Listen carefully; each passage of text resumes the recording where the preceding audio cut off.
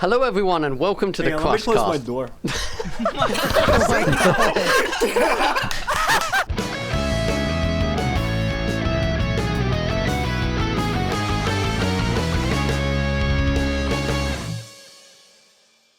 Hello, everyone, and welcome to the Crushcast. I am joined by a lot of people who are involved in the Too Many Games 2023 show, and we're going to go a little bit behind the scenes on that show, how it came about, what happened on the day. There's just so much to talk about. Everyone in this VC had some kind of involvement. They either were involved in the backing track, they were involved in the show, or they saw what was happening through DMs. Too Many Games is a video game convention. It's yet another one that Johnny performed at. He does a lot of solo shows without June or without a band. He did Chile earlier this year, which me, Morris, Michael, and a bunch of people were involved in on the Crush 40 Discord. Discord.gg/Crush40.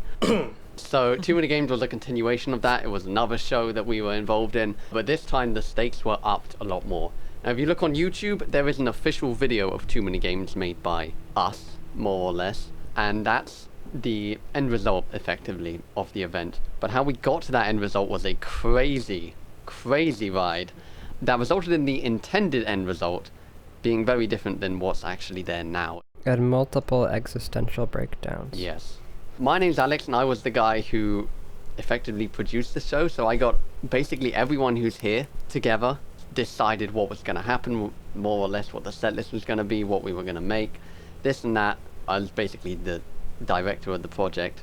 Next up is Conga. So you were one of the cameramen working on the video of the show. Yeah, I was a cameraman. I was the side back shot. Yeah, you were the one that's the angle that's like really straight. Ice? Hi, my name is IceWhale. I also go by Jaymes. I was a cameraman. I was the one that was behind Johnny on the stage throughout the entire time, which I do have more to talk about on that, but we'll talk about that later.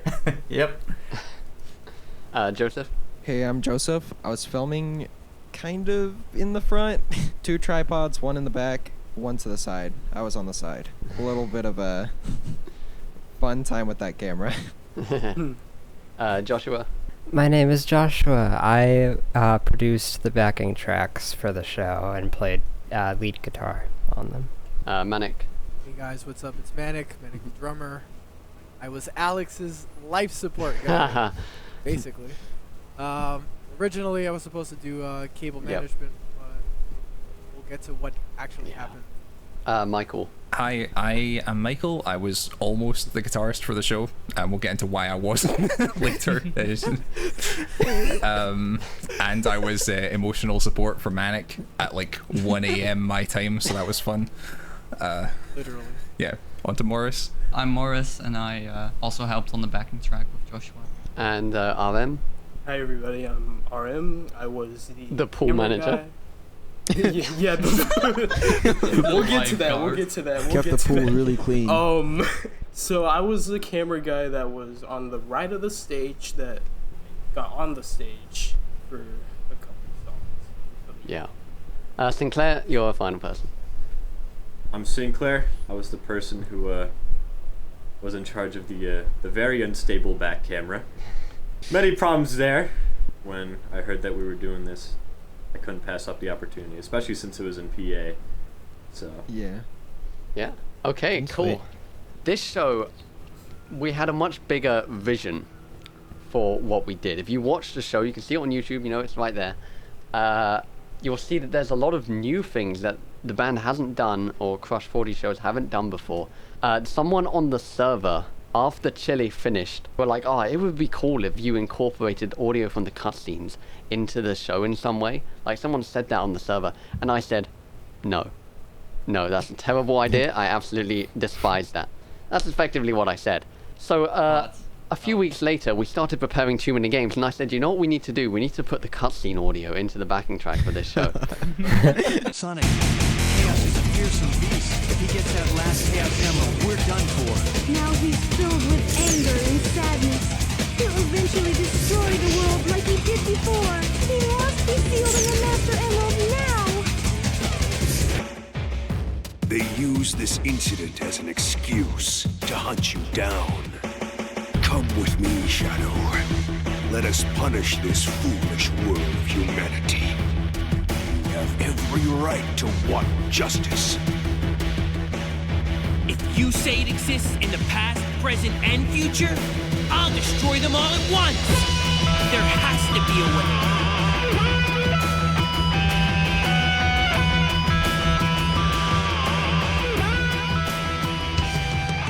That was a great idea that you came up with, Alex. How did you manage that? Listen, okay, I'll shout out his name. I forgot what his name is. You know, I don't even remember his name, so I can't even shout him out. But someone on the server did it. That's fine. Text in the corner. There you go. We'll dub Put it it in over. the description. So that's the first thing you'll notice. If you try and compare between Chile and this, that's the first thing you'll see is there's just putting those cutscenes in every 3 or so songs. You'll also notice that there's a much broader range of songs covered at Too Many Games than there were at Chile. There's all kinds of stuff. Through the Fire, Light of the Day, it's crazy. But I wanted to go further than that. It was becoming increasingly clear at that time that I would probably be able to fly in to the US for this show. So with that in mind, I thought, well, if I'm going to be flying in for this, then really I should make, I want to make this the best I can, right? I want to go all in and I want to just make, I want to make an experience, a really unique experience that's never been done before with Crush 40. You know, so I'm talking custom lighting, in even better visuals. We're gonna have a live stream from a team here. We're gonna have a pro shot from the team here. We're all gonna come together. You know, people would experience the lighting work through the pro shot and everything. It'd just be great. So that was my vision for this show, and that was what we aimed to create. Unfortunately, it didn't work out like that, and we'll hear all about what happened. But that was the idea. Let's talk about the set list. And let me just say, okay, like I put so much thought into this set list. I was there hours just staring at a notepad TXT file. Hadn't eaten for weeks. So how the show opens. Morris, do you want to talk about how the show opens? Oh right, the introduction edit. Yeah. I had this idea that I wanted to have this 3D bit in the visuals because I thought that'd be really cool. So we were trying to make something that would fit that as well, and I didn't know how that would flow. Yeah, So we hopped on a call and pulled up the song and started messing around. why are you even doing this? I just want to blend it in with the with the odd thing you were playing. We distribute the demo CDs like at the venue. Demo CDs. And it's just this. Check me out. It's just... Yeah, maybe like. We got a backing vocal. Yeah. Yeah, get the backing Or vocals. some layers or whatever. Oh. Oh. Morris, stop! Stop it! Stop it! So it starts with like, how the hell do I box? Hang on. Yeah, like a. Right, so let's just say video rapid fire through stuff again. And that could transition to like introduction. Yeah, I think so. And you like. Yeah. Yeah. Also, I want to incorporate 3D into this. I swear to God, if you pull out that GIF one more time, I'm gonna kill you. 3D. That's actually how it goes at the concert. Yeah. What you know? What I was thinking, like something like this, before Crush 40 stuff. No, I think there's like a locator. And we're just gonna dox a random person in the audience. Put my phone number off on the screen. I'll fucking 50. Just have it flash, like for like 2 frames. Projector. I got a projector now. It's projecting, see? I think you're projecting, man. Yeah, picking the introduction for the show was really hard. At one point, we basically moved our entire intro sequence over to Light of the Day instead, but then we realized that didn't work, so we're like, okay, no, we're not going to do this. But yeah, in the end, we got an edit.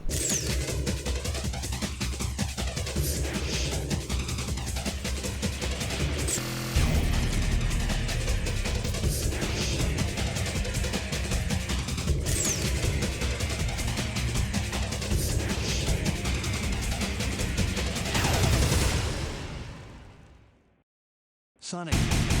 Oh, I just remembered. Got like the Never Turn Back, I Am All from Piano intro, like for a split second. Oh god. Yeah, and I remember just saying it was creepy, and you were like, it's not creepy, and I was like, yes, it's creepy. Please get that out of there right now.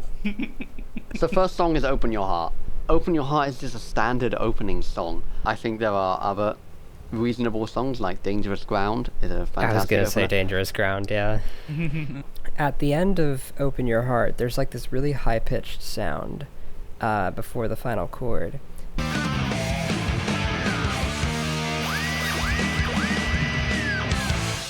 hearts together form awesome power. And the way that June did that in the original recording was he took an electronic screwdriver and held it up to his guitar and revved that. And they've never done that live, and so I thought it would be cool to like throw it in there. So I looked around the house and found one and recorded that, and so that's in there. So Sonic Heroes is the next song in the set list. Again, shut up. Again, we had the same discussion in Chili Podcast 1. It was Morris. Morris gave like a 1-minute speech about something, and then he finished, and I was like, so anyway, I just moved straight on and completely disregarded. This exact same thing happened, and you just wouldn't stop talking about The Simps. I kept trying to move on to Call Me Crazy. You just kept talking about it. Anyway, Sonic Heroes. So this is the second song in the set list because it's the second song in most set lists. You know, it's in Chile, it's in basically everything. I think this makes a lot of sense. We did something something that hasn't been done in a while with Sonic Heroes, is we did the full song here instead of just the short version. But we also had Johnny sing the correct lyrics for the second verse. Because at almost every Crush 40 show that they've done the second verse, he always sings the first verse again. I don't know how that happened. The reason I made it the full song is that a lot of people were introduced to Crush 40 through Sonic Heroes. A lot of people, like we've seen it on the server when people join, we asked them, how did you hear Crush 40? A lot of people, it was Heroes. And looking at the crowd reaction at Chile to Heroes and like just everything together, I think that song needs its full time. I don't think you can shorten it. It's just too important to so many people. And the second verse, it was a chance as well for me to get Johnny to sing those correct lyrics. What I was going to do is I was going to make a point on the day of the show with Johnny. Like I was going to look on his teleprompter and I was going to say, right, Johnny, we have to make sure these second verse lyrics are correct. And I was going to make like a whole point of it. But amongst all the chaos that happened, I didn't do it. Thankfully, he ended up doing the correct lyrics anyway, so it didn't matter. I had another plan as well. There's like literally everything is just centered around the Sonic Heroes second verse. As part of the pro shot, I was gonna get, in this case, what would have been Ice. Well, what was Ice, but what would have been Ice. To get a shot of the teleprompter during the second verse, just because I knew that there were certain people on the server who knew about that thing, and I thought they were watching their stream, and then as soon as it gets to the second verse, boom, here's a shot of the teleprompter showing the correct lyrics. I thought that'd be really, really funny. That didn't happen in the end because the pro shot didn't go remotely to plan, but we'll talk about that in a bit. Anyways, next song. Free. Free. The selection of Free's position is a bit weird. Well, it's a slightly early position from normal, but the reason it's there is because of those cinematic audios. I wanted them to be evenly spaced as much as I could, so it was generally 3 songs between cinematic audio. So that's how we ended up there, and that's why the next song is His World. The cinematic audio going into His World is one of my favorite parts of the show. It's just something about the kind of the long intro to His World, and then Silver's like really intense, like decisive line where he's going, you know, I'll destroy them all at once, and then like the guitar riff beginning immediately after that is just really cool. Yeah, I love Silver's determination in the thing. Yeah. Actually, funnily enough, the His World cinematic audio was kind of weird, because the first draft of it just sounded like a trailer. It looked and sounded like a trailer for 06. They use this incident as an excuse to hunt you down. You have every right to want justice. What's the point of all this? It'll never end. Even if you believe everyone in the world will be against you, know that I'll always remain by your side. Remember me. Nothing starts until you take action. If you have time to worry, then run. Whatever it is you want to do, you can do it alone. I determine my own destiny. I managed to really adapt it and make it not a trailer, so that was good. I listened through the full backing tracks quite a few times actually. His World is one of my favorite parts there. I think the only one that beats it is the intro to Ungravitify. Just the sheer force that the bass and drums come in with. Oh, it's incredible. know that I'll always remain by your side. Remember that.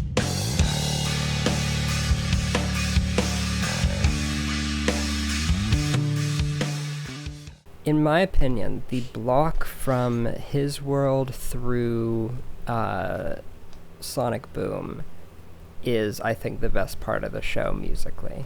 I think we were like just really locked in there. Yeah. So next up is Sonic Boom. So Morris, is there anything to say about the Simps in this song?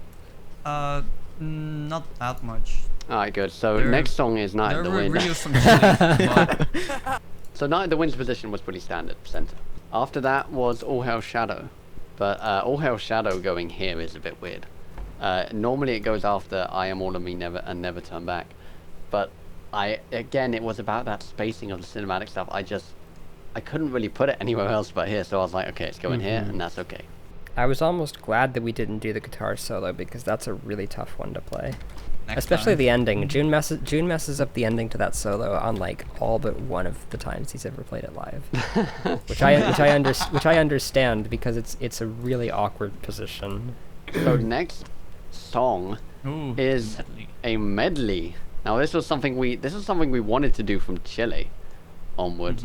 Me, Morris, RM, and Joshua were in some calls, and we were looking at the medley. Morris was audacitying away, and he was lining up samples and everything to make a bunch of cuts. If you say dangerous ground, RM, I swear to God, I said Watch Me Fly. Okay.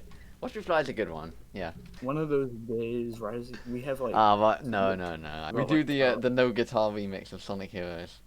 with the auto-tune. No, the Open Your Heart remix from Jaymes Collection. Oh, the elevator remix. Oh God, Morris, what have you done? I'm doing something. Oh Jesus Christ! Like it's just the opening before it's just playing this. Okay, that would actually be kind of cool.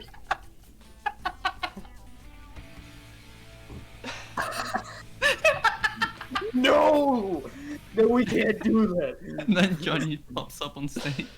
Maybe. No, we can't do that. I mean, we are making like an intro cinematic thing, so we could incorporate bits of that into the intro cinematic if you really want. I was thinking maybe like Fuel Me or something, but Fuel Me is trash. No. Fuel Me is a terrible. Excuse me. I hate Fuel Me. I think just the line Edge. Yeah, I do like the idea of ending on the word edge. I'm not sure if Through the Fire is the right song to follow. Revving Up with. With Me is really nice. With Me, we can, you know how With Me has that bit of static in it? Yeah. We can use that as a point to like transition into With Me. Whatever, well, let's not worry about logistics, let's just dream. And music. Then, yeah. But remember, we can always just With Me after Revving Up. We can always just With Me. Why do you want to we can just With Me. Green Light Ride. Oh yeah, we do, don't we?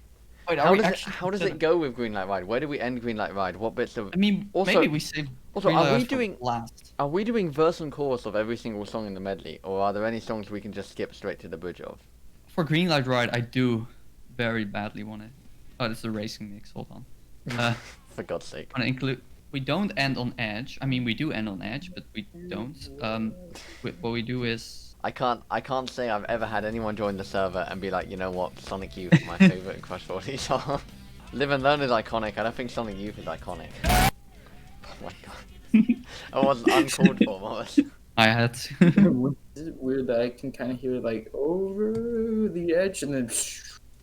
Yeah, that's what I was. But the problem is, yeah.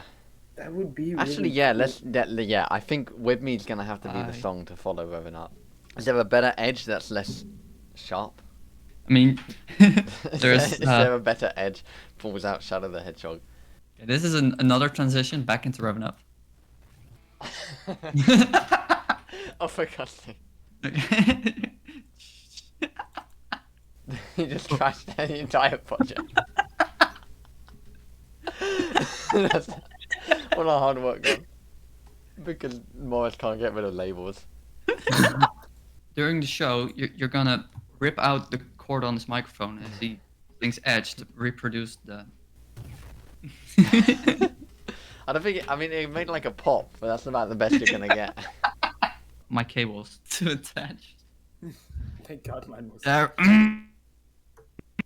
Oh, Boris, come back. Boris. Yeah, this sounds like shit. I can't work with that. Hold on. Oh wait, Oh fuck. Hold on, I forgot I shortened this.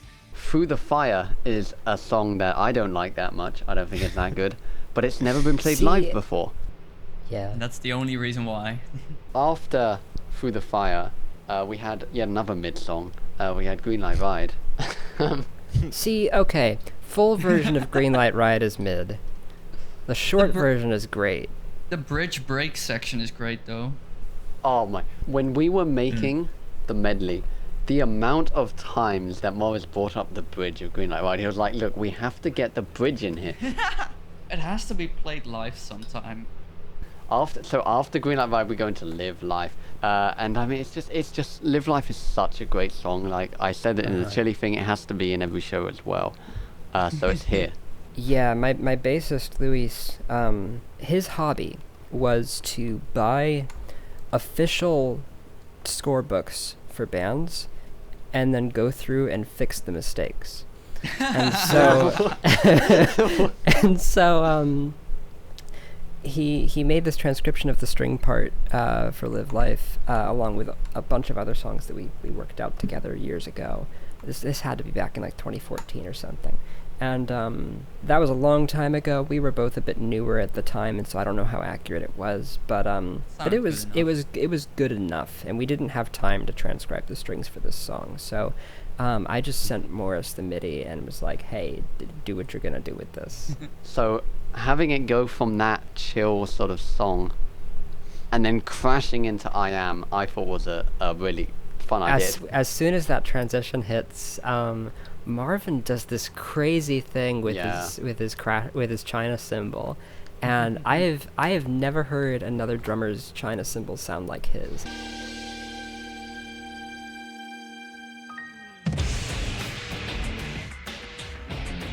Well, you actually commented on it when you pinged it at me, and us. But Where did Alex go? Yeah. I left. I went to the pool, but I'm back now. Yeah. So I mean, we know why I put I Am there. And speaking of good ass songs, the song that goes after I Am All of Me is a pretty poor song. It's called Never Turn Back. I don't like Never Turn Back. I said this in Chili thing. Brother, this guy stinks. Oh, brother, this song stinks. Well, what we were going to do at one point, there was actually going to be, this is cut content, there was going to be another cinematic bit before Never Turn Back with piano. But that got cut. Yeah, there was. I don't even remember but that. That got cut actually pretty late. I actually remember Alex messaging me about that as well. Yeah, after Never Turn Back, we had a plan to have Johnny sing Happy Birthday to Sonic because the show was really close to Sonic's birthday. So I said, okay, well, let's put in a bit here where Johnny can sing Happy Birthday. The original plan was there was going to be like a drum like count into it. And I remember I DM'd Joshua about it one day, and I was like, so could you just send me like a 1 2 3 1 2 3 sort of thing for that? And he was like, oh yeah, I'll send it to you. A few days later, I was like, so where's the drum thing? And I was like, oh yeah, I forgot. Yeah, let me do it. A few days later, I got it in the end, and it went completely unused. But I did have the file on me, but God knows it was a mess on the day as well. We're about to get into the actual how the show itself went. Half of the VC becomes active. Yes. And then we go into what I'm made of. So at Chile, what I'm made of was the encore.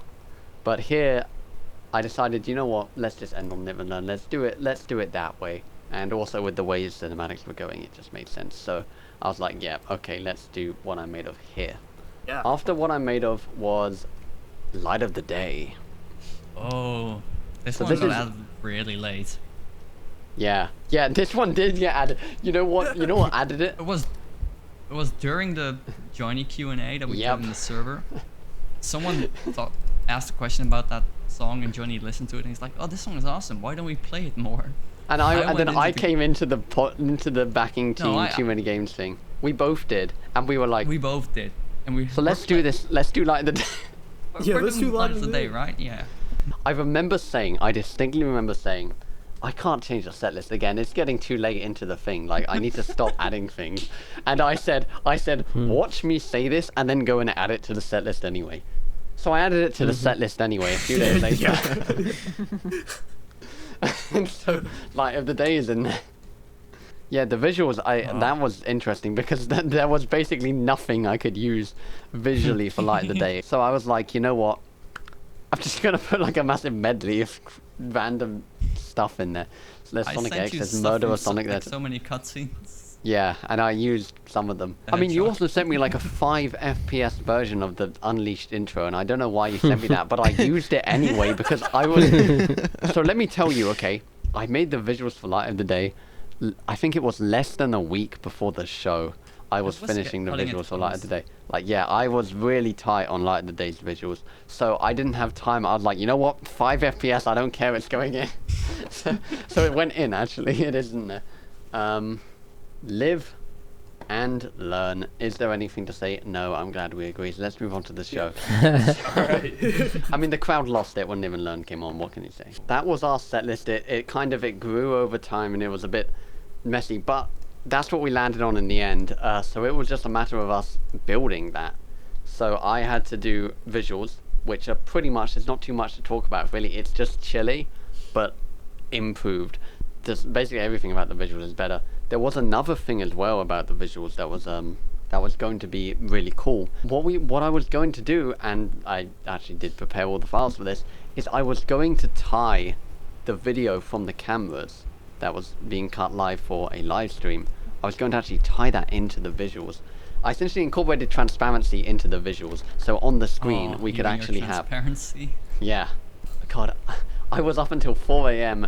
the night I was getting a flight to the US. I was up until 4 a.m. encoding in WebM because that's the only reasonable codec that's for transparency. In the end, that didn't go used because, well, we're just about to get into the show itself.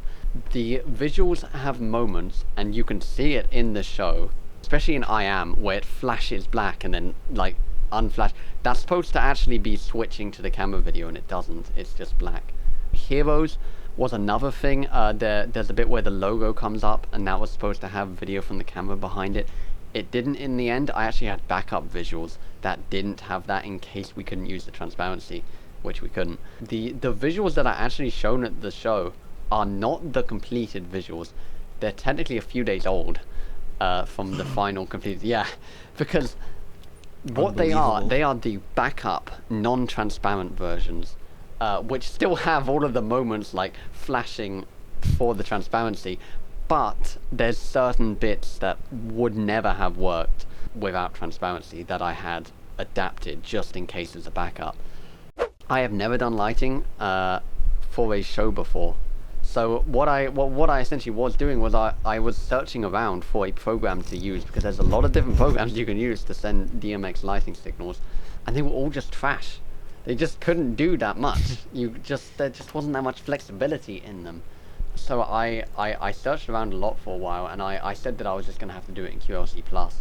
That was essentially my plan. So things were starting to converge. Now, I needed a team to do this pro shot stuff, right? We have the stream, we have this multiple camera stuff. I need a team of people to do it. So I reached out on the server. I said, okay, well, look, if you want to take part, do it. And a few regular members, right? So we have RM said that he might be able to come, and a little bit on the fence at first. Conga, who's here, was also a little bit on the fence at first, whether he'd be able to make it. A lot of people put in their names. Crimson/Joseph, who's here, also put in his name for that. Yeah. IceWhale, who had never spoken on the server before, also put in his name. Except maybe like one word or so, like one statement or something. I just remember looking and I was like, who the hell is this? It's IceWhale. I sort of had two group chats that I was in every single day. I had one for the backing track team and I had one for the pro shot team, essentially. And then it's just back and forth, like my life was too many games, okay? Shoutouts to how Johnny was in the backing track. Johnny was in both, and he didn't speak in either at any point. He spoke like once, dude. Oh my god, he did. Yeah, oh yeah, no. Yeah, he said I a few remember. things. He said a bunch of stuff on the 24th of June, 2023, the day of the show. He said a lot of stuff, but we'll get to that. So we're sort of talking early on. We're talking, I want to say maybe not end of May, end of April, effectively. I was looking for lighting programs. Joshua was starting to put together his team. The visuals are pretty much just improved chili, so that was okay, you know, and I had the idea with the transparency. I knew what I wanted to do, and I knew how I was going to do it. I was starting to put together the pro shot team. This is all kind of end of April stuff, I think. I had to talk to the venue, right? The only way we were going to do the lighting stuff and the only way we were going to do the pro shot stuff is if I talked to the venue about what we were going to do. I had to know what lights they had. I had to have like a spec sheet of all of that.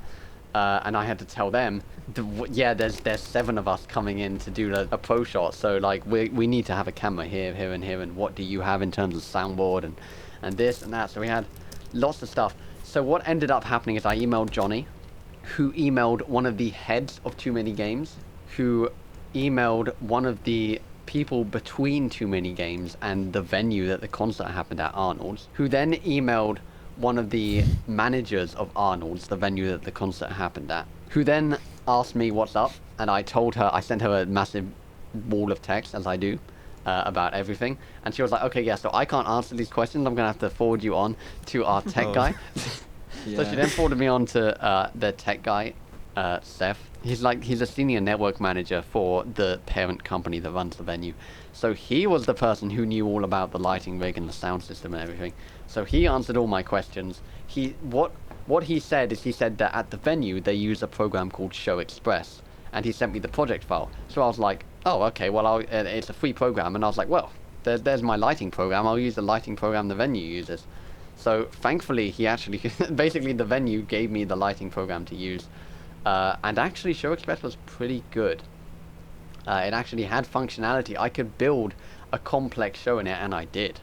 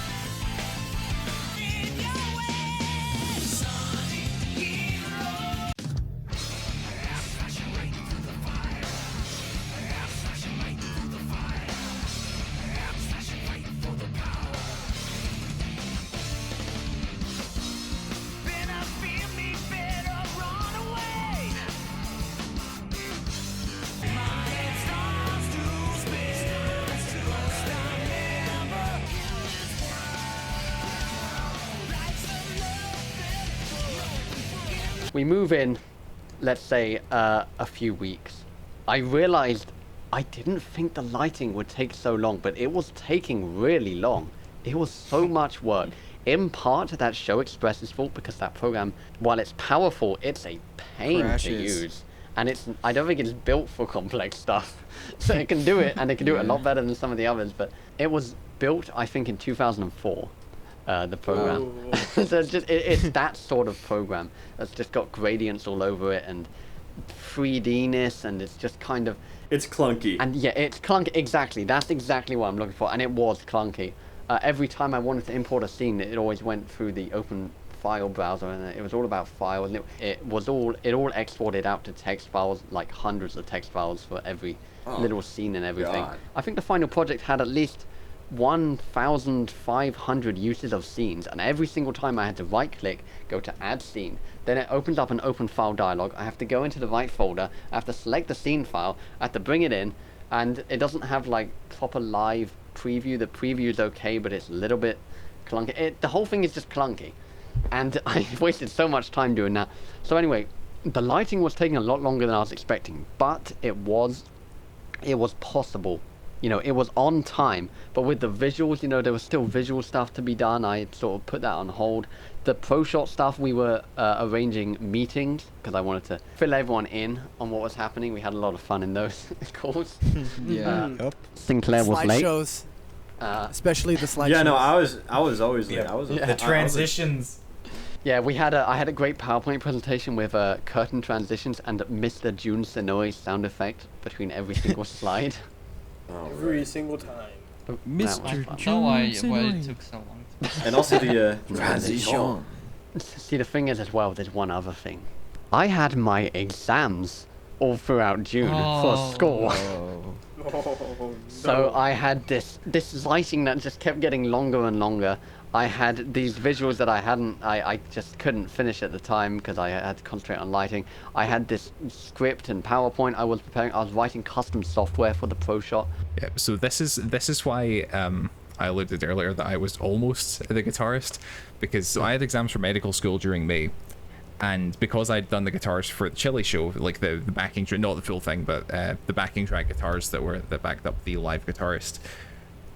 So Alex approached me about the start of April, or maybe a wee bit before that, and said, "Yeah, okay, so we've got like 18 songs on this set list. Do you think you can record all this?" And I'm sitting here thinking, I have 1 month to put together a team and do all these recordings while spending my 9 to 5 studying. And I basically told him to fuck off. And I thought, is Alex completely out of his mind doing this when we both have exams? I will leave it to you to answer that question. But yeah, that's why an actual professional was brought in rather than some guy with an amp in a bedroom. I mean, I gotta say, you know, I'm glad that we brought Joshua in instead of you. Like, so am I. So it was all like mounting, okay? There was a lot going on. I had to keep rallying Morris and Joshua together and doing things. Morris wouldn't send me guide tracks, and I'd be like, God damn it, Morris, just send me this guide track, and it took him 50 years. So I was doing all of this, and okay, so I'm gonna be real with you. It was not a good idea. I knew it wouldn't be a great idea, but shocker. But like, man, it wasn't a good idea. I distinctly remember there were nights where, like, I was just laying in bed and I was so stressed out. There was so much, it's just like there's such a backlog to do. Mm-hmm. And I just remember just like, I was staring at the ceiling and I was thinking, what the hell have I just done here? Like, why have I done this to myself? And I knew these things, but I was like, one of the things that was on my mind that made me pick all of this is Johnny and June are in their 50s, right? Johnny's coming up to like, what, 55? I know that they probably have a good, like, I don't know, 5-10 years or something, but like, man, time is ticking every week with this band. Yeah. I need to do these things, because otherwise I might never ever get a chance to do them. There was one point as well, I have no idea how this is even possible. Joshua was talking about the lighting a bit. Yeah, and he mentioned that, wow, it's cool that I literally learned Show Express within 2 days. I just learned the entire program. I was like, I was not having it, okay? I was like, I can't be bothered to not learn this. I was just like, yep, okay, I've learned it now. And I did. So, just downloads the information into your cranium.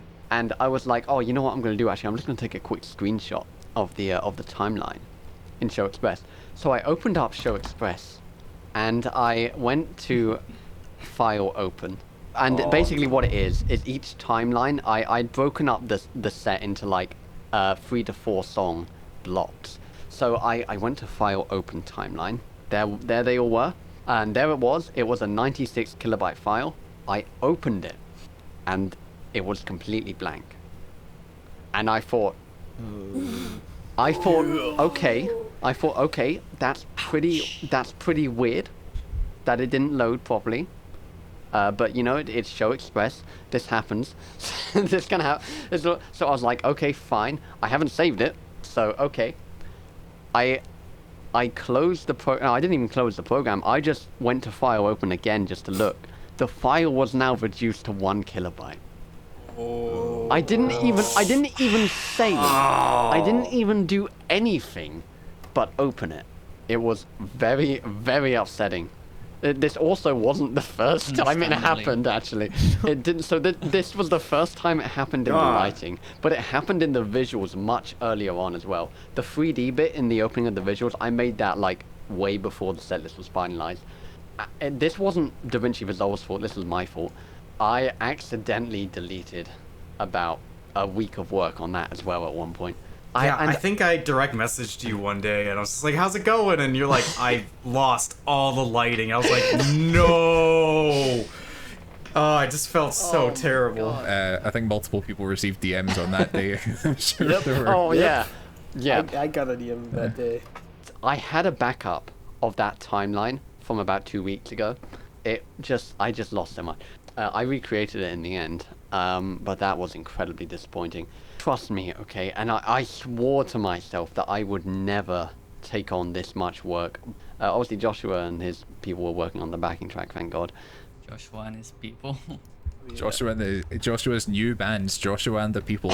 Joshua and I'm going to say that every And his time. people, it's possessive. Just like Chile, it was all right up to the last minute. On June 20th, that was my last exam, and I was fine. I was free.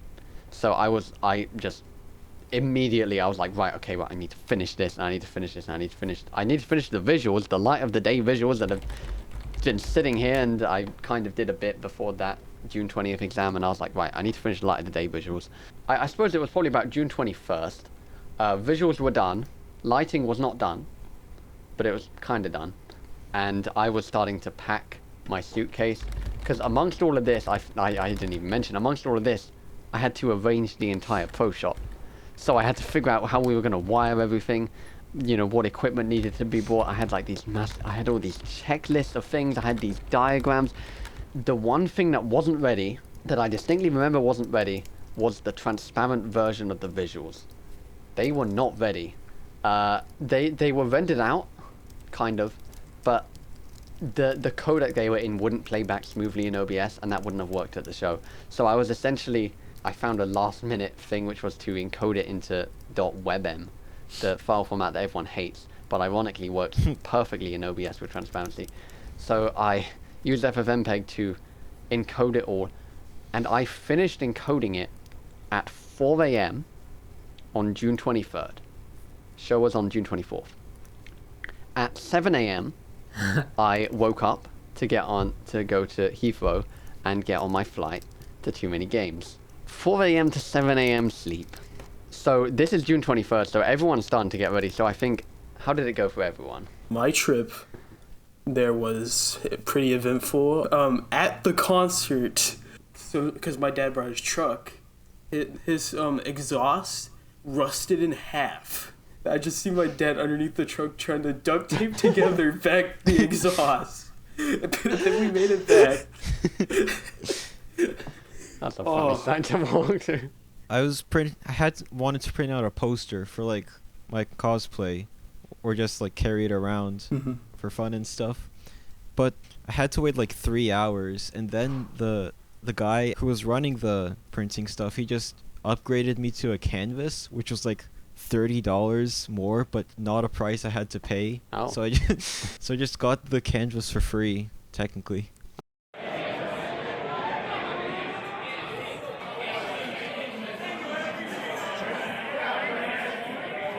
When I got in to my hotel, I pull out my phone and I type the convention center, and all of a sudden I was like, wait, I feel like I'm not where I'm supposed to be. And I go to the TMG website and I look up the address, and then I realize I'm 45 minutes away from the convention. And I'm like, no, because apparently there's 2 convention centers in Philadelphia, and I picked the wrong one. Yup.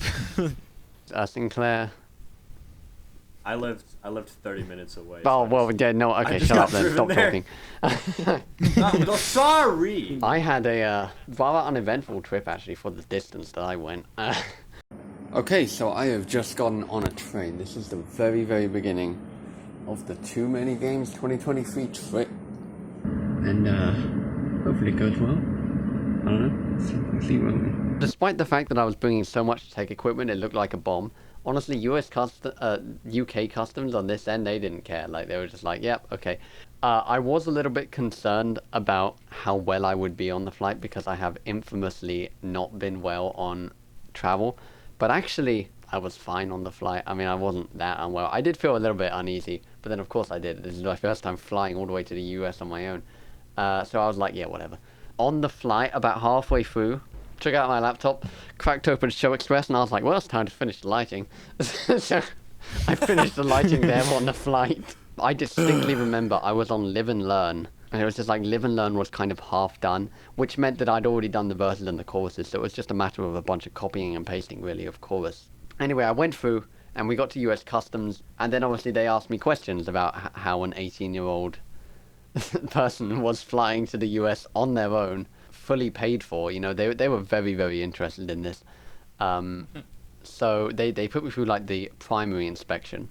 It was a very tough question to answer when they asked me, is it personal or is it business? Because kind of in a way I have technically been paid by Johnny to do this stuff, and I am working on the convention, but it is kind of personal, really. You know, I've chosen this. This isn't part of my job, and which is what I decided to go with.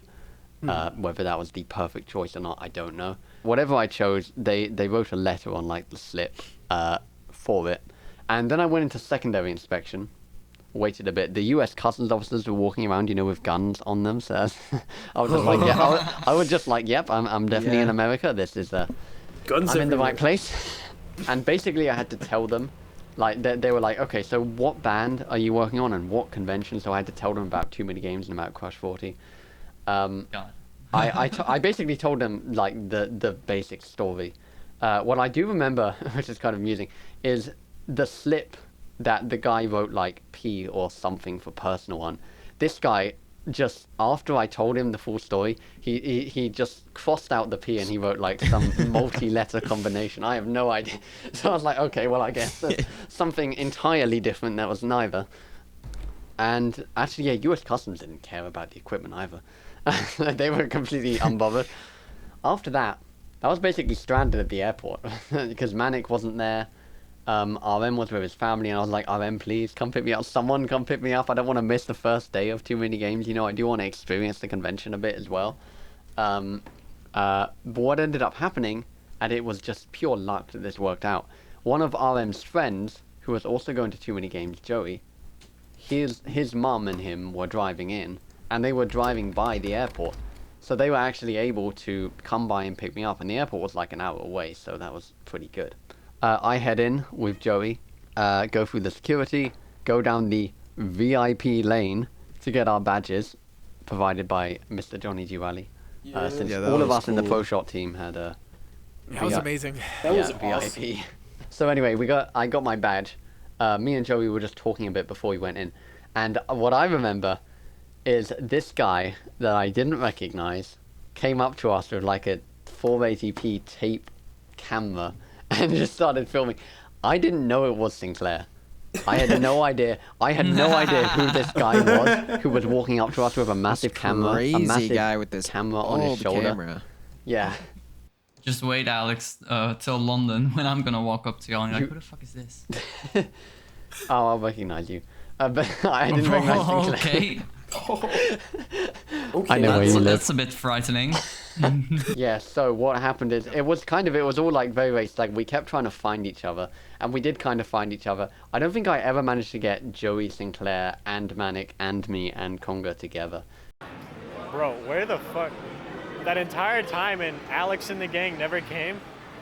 I'm trying to get RM to ask about like getting me into the dinner date, cause like I don't want to like come in like waltz in and RM called me. RM! RM! What the hell do you want? Hey, we're in line for some call me Johnny right now. And then we got the Sinclair. Hey. And then we got the Krina's mother. RM, I cannot hear you. But yeah, RM, did you ask Johnny stop yet? With that. Sorry. Please! I don't want to like waltz in there like uninvited. Huh? I meant holy shit, it smells like a fucking ass. It does. It's so bad, dude. I'm so sorry. It's not my car. It's not your car? No, it's Oh. a rental.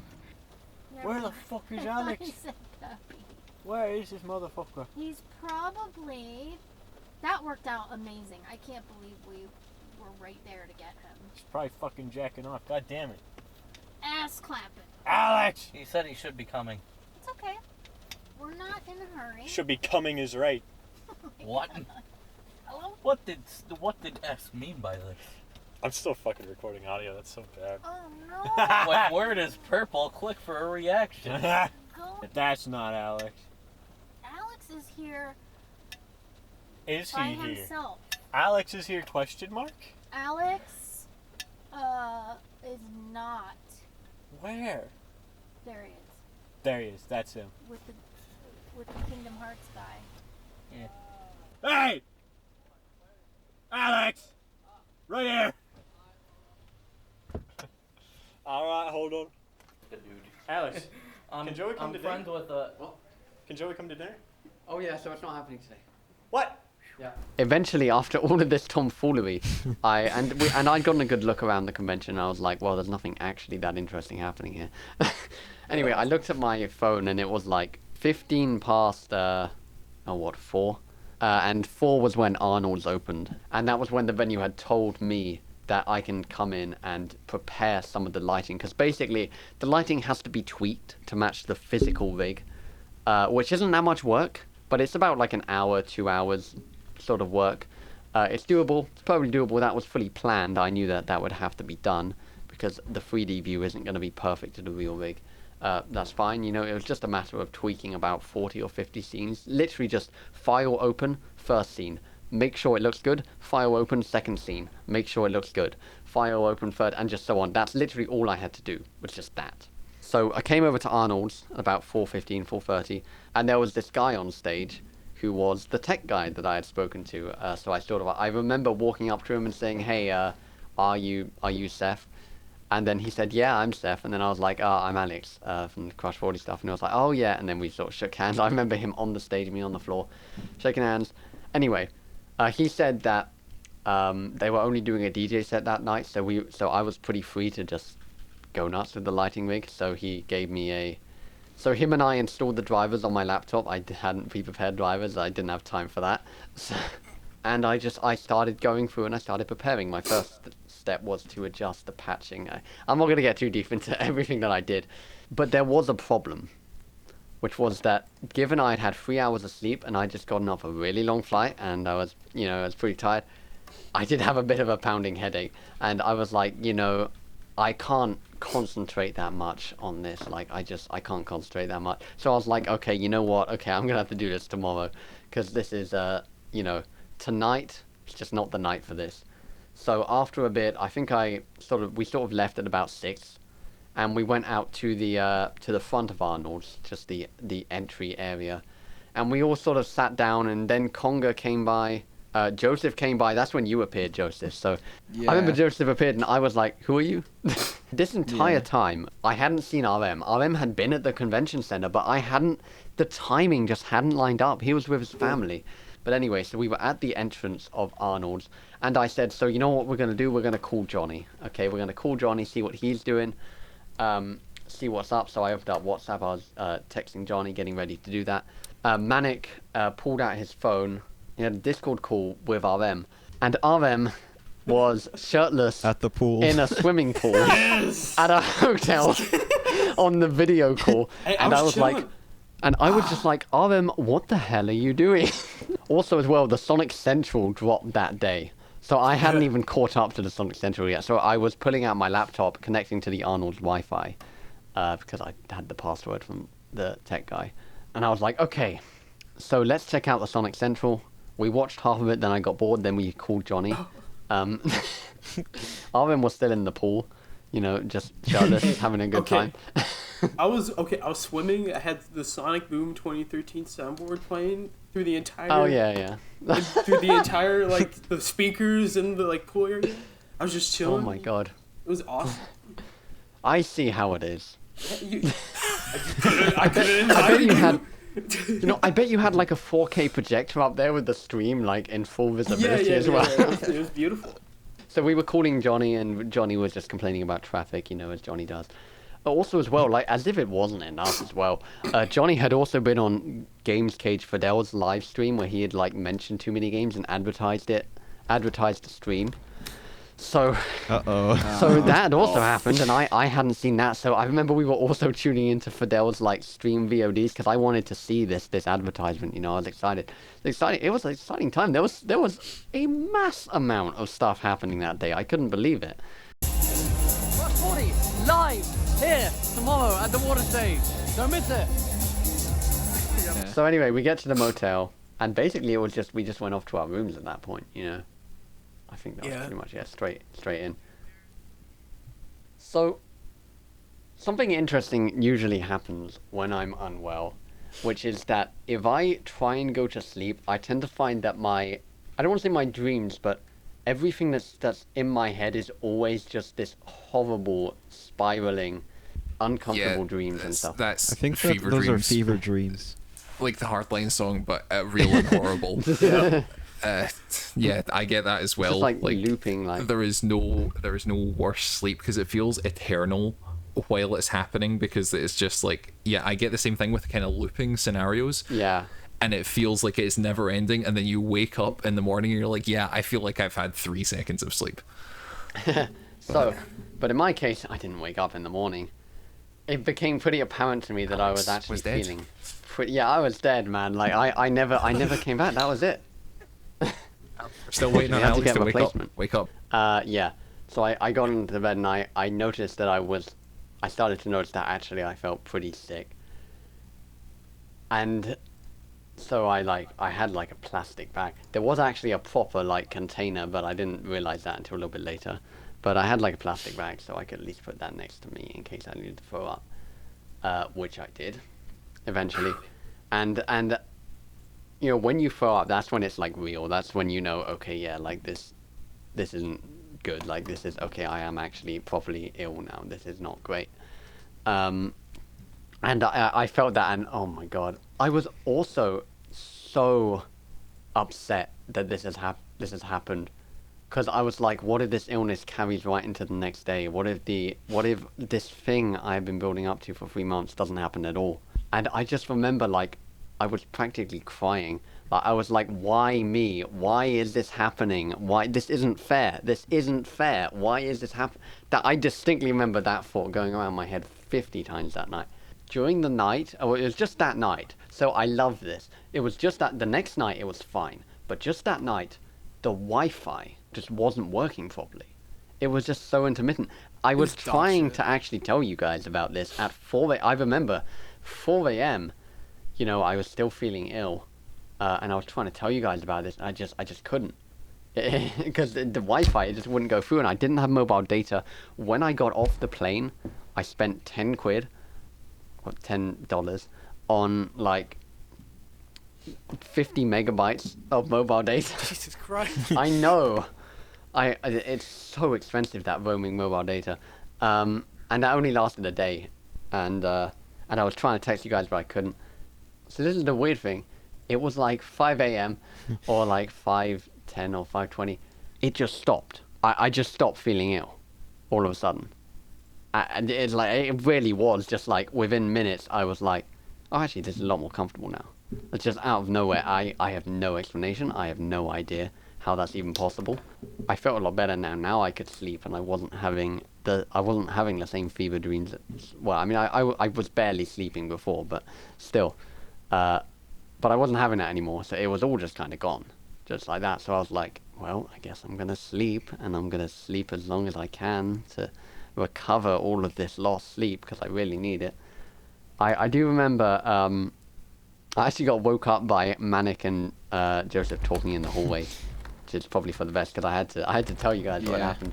Yes. I also had to break the news to Johnny, which wasn't so fun. Yeah, but I basically said, look guys, like I really do need to get sleep. So even though I'm feeling fine now, I need to get sleep, so I have to just stay and sleep, basically. Well, I tried to. I mean, God knows there was a lot on my mind given what had just happened and what was going on. But I eventually just had to get up at about 12. I was still exhausted, but like I had to get up. I couldn't just keep doing this. As I was getting up, actually, you guys were heading to pick up IceWhale and head to the rental house. who were providing the cameras for the pro shot. Oh yeah, you were like messaging us about the cameras, and I was like, I'm not We're on our messaging way. back right now. We're fucking busy. Yeah. So you guys arrived at the motel. I remember you opened the back to show me the cameras, and one of the multi-$1,000 cameras just fell down onto the floor in the rain. And I was like, guys, don't pick it up. We have to take a picture of this. And then we took a picture. In a very sturdy box, by the way. Yeah, it was in the let me just be clear, okay? It was fine, but that was okay. But we got in the car, all of us. I was feeling much better now. I was feeling fine now. And we said, okay, yeah, let's head into the convention. Got to the convention. Entrance of the convention. I was like, right, listen, we need to film the meet and greet, so let's just set up the cameras right out here, right at the entrance on the road. So we just laid out we laid out 2 of the cameras, opened it up. The C200 was too hard to set up on the spot, but the DVXs were much easier. So we were like, okay, yeah, let's just quickly set these up. That's fine. Set them up. Ran over to the meet and greet. RM and Sinclair and Conga were already there. Great. And then I was like, right, let's film the meet and greet, and we just filmed a bunch of missed shots and got used to the cameras and got, So yeah, it took me like 20 minutes to build that C200 because I had to piece it together by like a puzzle. I remember that. that. But we got to the meet and greet, and I got a load of footage of it. That was great. I looked at the clock, right, because we were doing all the streaming with the meet and greet, and I was like, oh my god, the venue opened 15 minutes ago. We are already on a tight schedule. Like, we need to get there. So I was just like, right, we need to go to Arnold's now. We need to get over there. We need to get setting up. And then I just started basically running to Arnold's. I think I had a camera in my hand. I don't remember. You were gone. You were fucking out. Yeah. Unfortunately, on the way to Arnold's, started feeling ill again. Yeah, there was again, and I like really felt it. It just came over me, and I was like, oh my god. So I was like, and then I stopped running, and I was like, okay, let's just walk. So I walked in, came into the place. We laid everything down, and I was just feeling so ill. Like I had to I sat down, and everyone was at me. They were like, right, look, I have this, and I was like, yeah, that's great. And then I was like, right, okay, so do you want me to get this out, or do you want me to do this? And I was like, yeah, okay, just do that. And I was trying to keep the room from spinning. So I was ill on the day of the show. We already only had 3 hours to set up. This was not ideal. I basically had to leave the venue and just sit on the curb and just try and recover. And Manic was basically very, very concerned. While this is happening, Dr. Ben is texting me privately, let me know when sound check's done, for the other band so Johnny could come in, or what time should Johnny come. So I'm like, fuck, what do I do? So I end up calling him. It's like, hey, Dr. Ben, listen, we got a tiny bit of a problem here. He just like, what happened? That sounds like him. So I was like, hey, Alex is not feeling too good. I heard he threw up last night, and right now he's just not feeling good. Johnny popped on the phone, or I guess Dr. Ben gave Johnny some. I'm like, my brain is in a brick right now. It's frozen. I'm talking to fucking Johnny. I'm like, fuck, what am I doing? And he's like, oh, what's wrong with Alex? Oh, no. Yeah, and that's Johnny. That's Johnny. These are accurate representations. That was very accurate. Oh my god. Well, keep in mind, me and Johnny are from New York, so. Yeah, go on. But yeah, so, he was concerned, so Dr. Ben and Johnny could talk to him. Yeah. That was going on. I got the phone back, and then Dr. Ben's like, look, do me a favor. Go to a place where you can buy, water, cookies and stuff, crackers. And ice. And ice, so he could have. So I'm like, all right, not a problem. And I go in the car and drive back from Target to the venue, to Arnold's.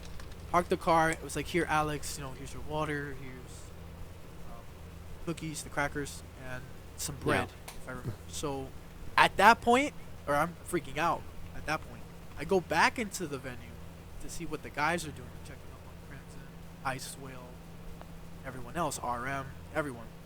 And everyone's just coming up to me now, asking me questions. Like, where does this go? Where does that go? I need XLRs. I remember Crimson was asking me for XLRs, and I'm just like, and I'm starting to get nauseous. So I just left. I remember leaving fast and just booked it on the other side of the door, went to the car, and I just sat on the hood shaking. I was literally like trembling. Called Michael, and I was like, bro.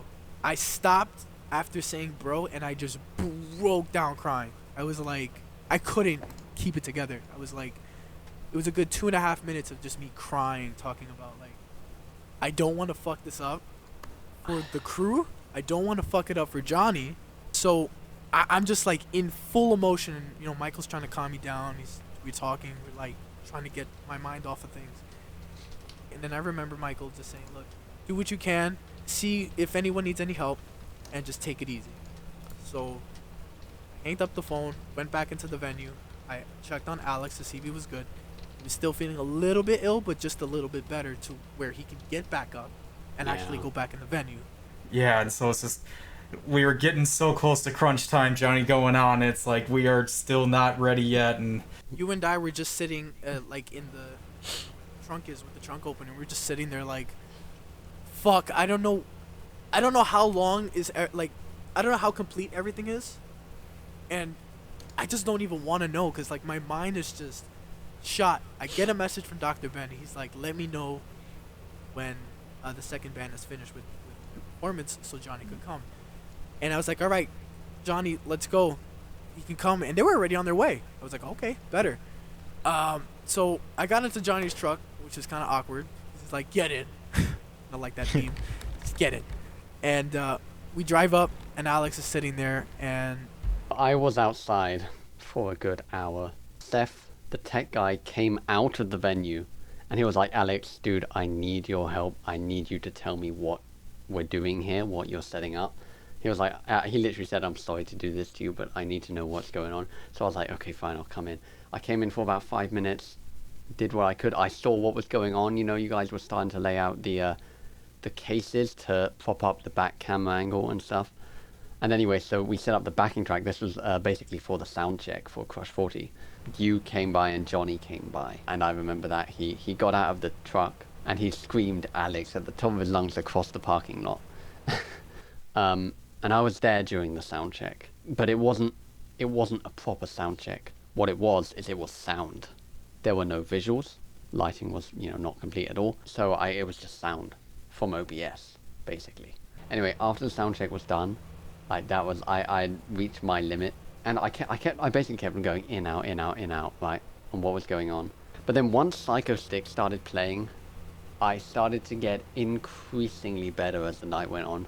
It was exactly the same thing as the night. It's just after a few hours, like boom, it's just gone, out of nowhere. So I was just like, right, okay, well then let's just do my best and we'll get straight into it. So I tried to set up lighting between Psycho Stick and Vex Viper.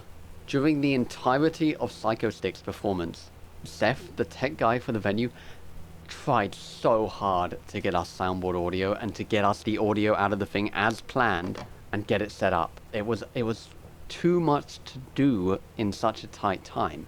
And it got to a point where he was just like, look, we just need to concentrate on getting the show itself done. And I was like, okay, I'm going to cancel the lighting. I had to make a decision, and I had to cut the lighting, which I had poured months into. I had put myself into these horrible nights of stress over this, but I had to cut it. I couldn't use what we'd prepared because they're just that hour of tweaking. Just there wasn't the time anymore. To be honest, you could argue there never was the time, and that's something that's important to consider, and it's something next time you're going to be very, very different. We had to get cables laid down for the stream to get the video signals from the cameras to the back. So I was down on the floor laying cables down. Now that I was feeling a bit better, I just remember there was this massive crowd, and I was down the side of the crowd trying to lay down Ethernet cables. So we're coming up to it, and it's becoming increasingly clear.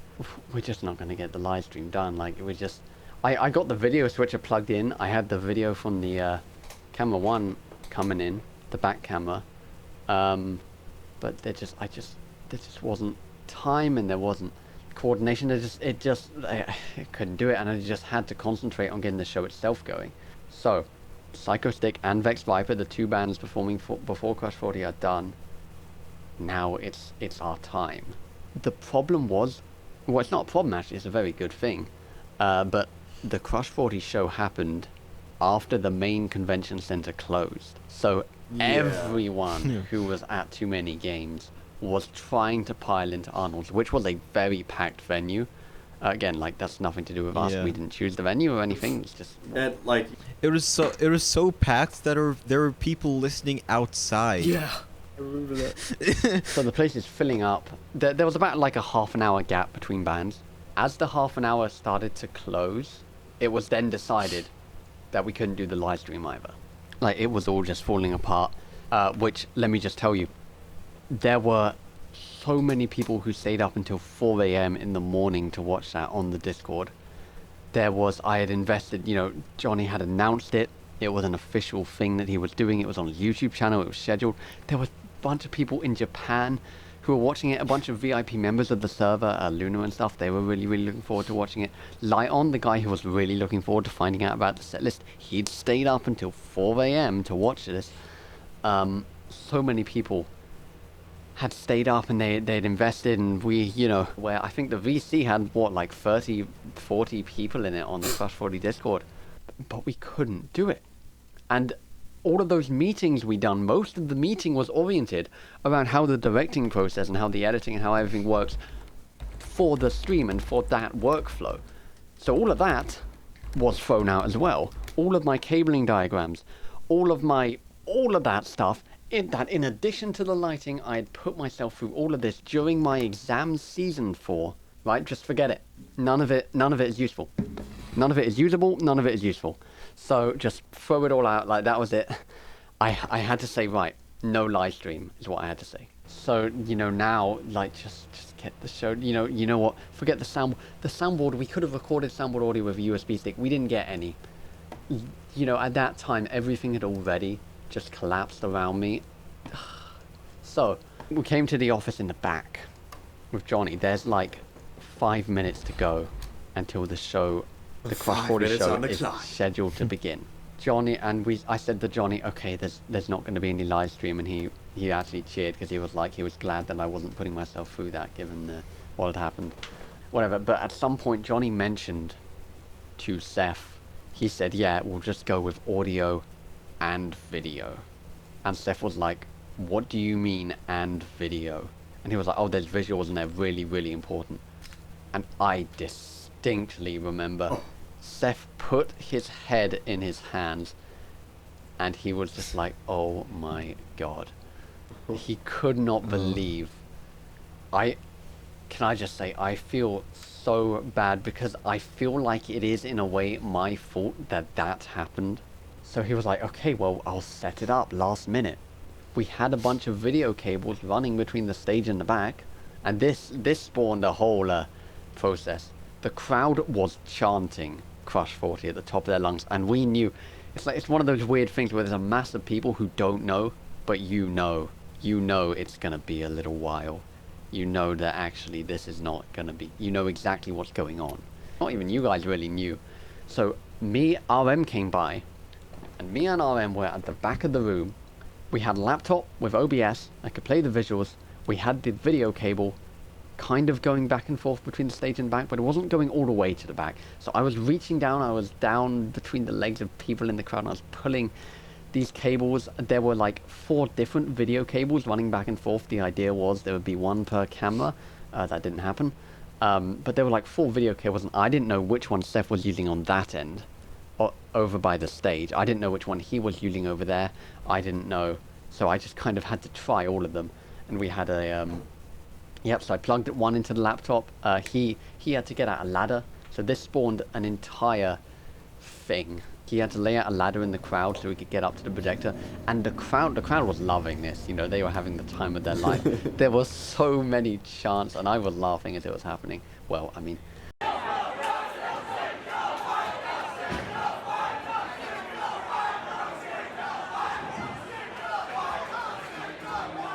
Tech support! Tech support! Tech support! behind me there's just this massive crowd just chanting like, where's Crush 40, where's Crush 40? And I'm just like, oh my god. So anyway, I plug an HDMI cable in, nothing comes through. Plug another one, like, this is after he set up the projector, and me and RM were at the back. I think RM remembers, we were like trying to get the stuff going. Yep. So I plug one into the laptop, it's not working. Okay, I'll try another one. Plug that one in, and it's not trivial because this cable has to kind of go through the crowd. It was really awkward angle. And I was like, okay, we'll try another one. None of them were working. Not one of these video links we had back and forth was working. And Seth came back and he was like, well, do you have it plugged in? And I was like, none of these are working. And then we were just like, okay, right, you know what we have to do? We're just going to play it from the stage. Right, we're going to put the laptop on the stage, forget the video link back and forth, just do it from there. I mean, at this point, everything's ruined anyway. It doesn't even matter. I don't even need to be at the back anymore. The directing, the video switch, it doesn't matter that it's all back here. None of it's going to be touched. So it was like, right, fine, let's just move up to the stage. So we pushed through the crowd. I remember you saying, here, grab some cables. We're going to go to the front of the stage. And then we went there, and then you're like, I forgot my water bottle. Yeah, well, I was like, I need a water bottle, yeah. And then I had to run all the way back through the crowd. Yeah. And then I had to say, excuse me, sorry. Yeah. Oh my god. I just remember when you and me were at the back, like, I was just like, right, yeah, grab this, we're going up. And this is like frantic thing, right next to the soundboard that we don't have a recording for. Now I get up on the stage. We get the HDMI cable down from the projector on the ceiling. We plug it in, and it still doesn't work. So it wasn't the cables, it was nothing to do with the cables linking the back and the stage. This projector just wasn't working. It just wouldn't receive it. We figured out why afterwards, but we'll get there. So we were like, okay, right. So then Seth went to the side of the stage, and he just pulled out a second projector, and he was like, right, so here we go. He laid it out on the stage. It's white projector. He spent like 20 or half an hour just setting up this impromptu setup with the projector. This is Johnny from Crush 40. How you doing?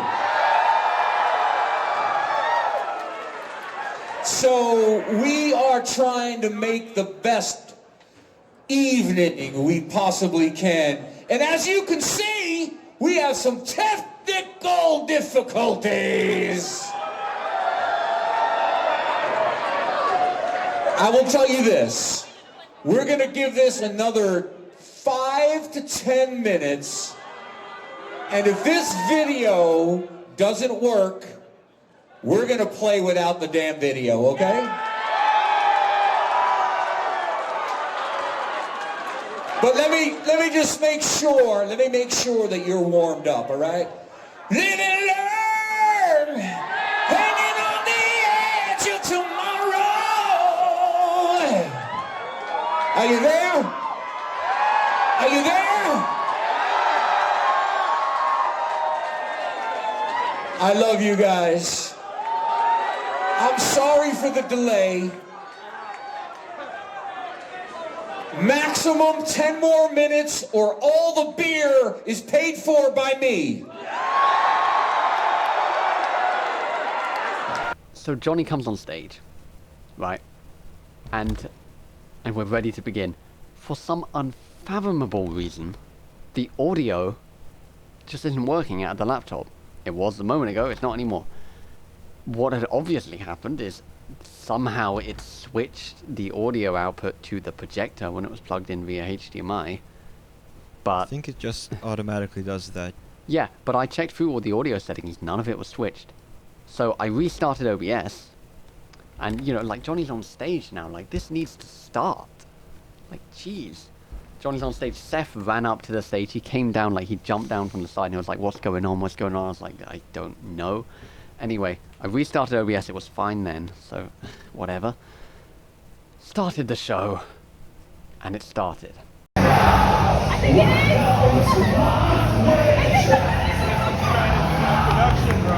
They stole my footage! What the hell?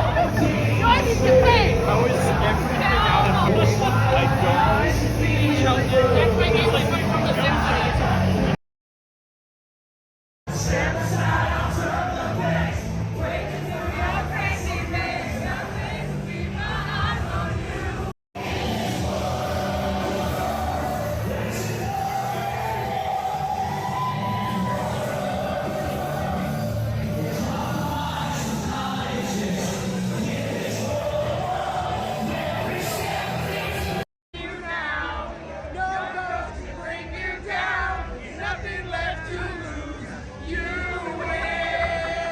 During all this, I hadn't plugged in the laptop to charge. Midway through Open Your Heart, I plugged in the laptop to charge, and it stuttered, and I was just like, I just couldn't believe how wrong it's all gone. Like, the laptop switched from, like, low power mode, it switched power modes, and it just stuttered for a split second, and it was so unprofessional. I was just like, oh my god. Just stop. So, what's happening with the cameras right now is, so you guys are all filming. All of you are filming. Unfortunately, though, Ice. Yes. So, once we got to Sonic Boom, my camera, or my SD card got full. And I didn't have an extra one on me because it used a very specific type of SD card. Yeah, CFast 2.0. Yes. Like this big, fat, honking SD card. And it's like, I don't have another one of those on me. So I'm panicking and I'm thinking, like, I'm not going to be getting any more of the... We're only like 15 minutes into the concert. Like, we still got 45 minutes to go. Like, so what it was is that the camera recorded in something called RAW mode.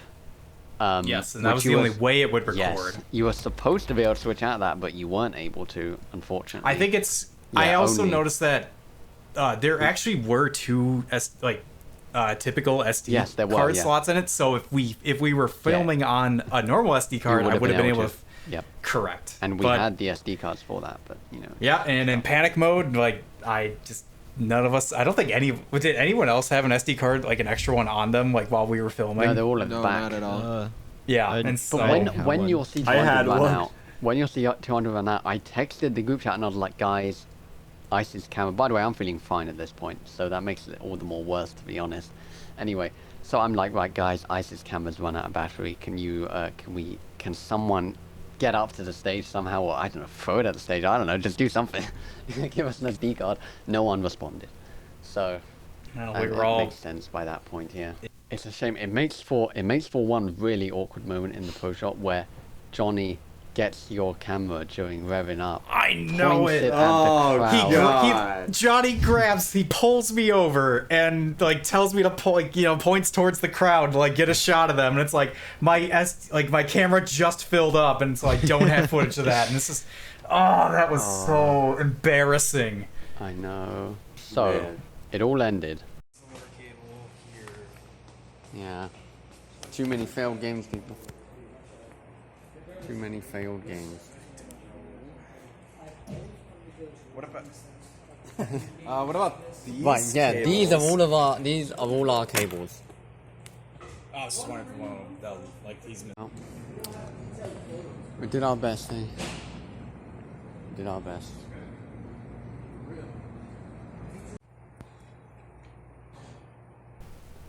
Me and Seth, we had like a good 10-minute chat on the stage about everything that happened. More personal, interesting chat. I'm not going to talk too much about it, but anyway, at some point he asked me, hey, what frame rate was the laptop outputting at? And I was like, it was outputting at 60, and he was like, the projector on the ceiling only supports 30. And I was like, wow. So all of that delay is just that. So we had to get out of there. Oh yeah, we had just packed up all our stuff. Manic and Bodashone had to make a trip to go and drop stuff off at the motel. So Seth, obviously, he wants to close the building and he can't close it with us in there. He's like, hey, you need a ride? I can take you in the van. So we end up taking all the cameras out, packing them into the back of the van. The Arnold's branded van. Branded by the venue. Yeah, me and IceWhale are like sitting in the back of the van. Yep, I'm just like chilled in the back, sitting on the cameras, just thumbs up, like, yep, I'm in like basically we just pull up. Sketchy van. There was a really funny moment actually in the trip, which I haven't told you about this yet.